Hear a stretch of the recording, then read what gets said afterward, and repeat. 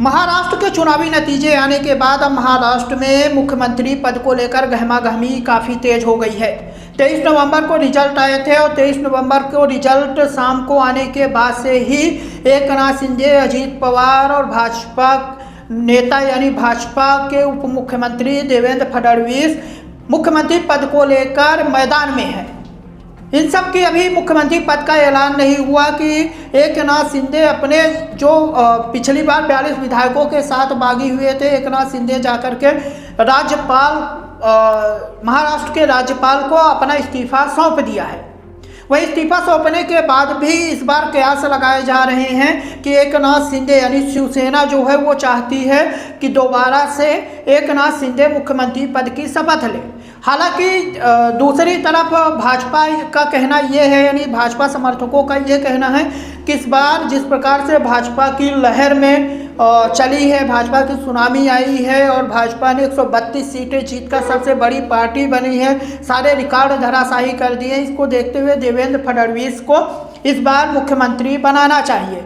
हालांकि दूसरी तरफ अजीत पवार भी मुख्यमंत्री पद को लालायित है। वो तो कई बार मंच से कह चुके, उनकी पत्नी खुद ये कह चुकी हैं कि इस बार 41 सीटें जीतकर दादा ने जिस प्रकार से महाराष्ट्र में कमाल दिखाया है, जो कभी एनसीपी 12 विधायक ही ला पाती थी, 12 सीटें जीती थी पिछली विधानसभा में, इस बार 41 सीटें जीती हैं। उसको देखते हुए इस बार अजीत पवार यानी दादा को मुख्यमंत्री बनाया जाना चाहिए। यानी 3 पार्टियां और 3 मुख्यमंत्री। इस प्रकार से जिस प्रकार से महाराष्ट्र में मुख्यमंत्री के नाम का अभी तक मंथन चल रहा है, उससे देखते हुए यही लग रहा है कि आने वाले कुछ समय भाजपा के लिए मुसीबत भरे हो सकते हैं, क्योंकि भाजपा के पास भी पर्याप्त बहुमत नहीं है। 132 सीटें जरूर जीती है, लेकिन बहुमत 145 का होता है और बहुमत पाने के लिए उसे भी 13 विधायकों की आवश्यकता है।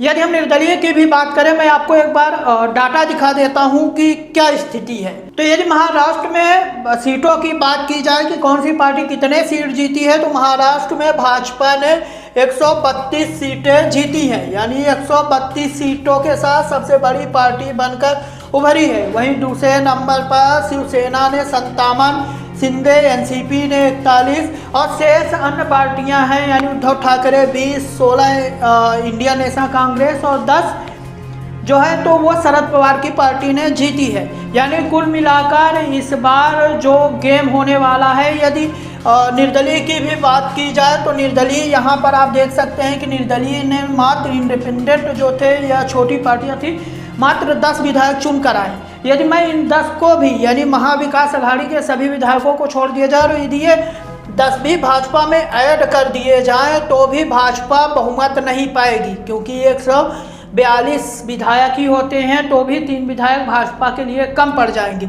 कुल मिलाकर यदि एकनाथ शिंदे की पार्टी और एनसीपी बगावत कर जाती है तो भाजपा को महाराष्ट्र में मुख्यमंत्री बनाना या अपना मुख्यमंत्री खड़ा करना मुश्किल हो सकता है। ऐसे में कहीं ना कहीं भाजपा को झुकना पड़ सकता है। हालांकि ये आने वाला समय ही बताएगा कि एकनाथ शिंदे को मुख्यमंत्री बनाया जाता है या फिर अजीत पवार को इस बार मौका दिया जाता है।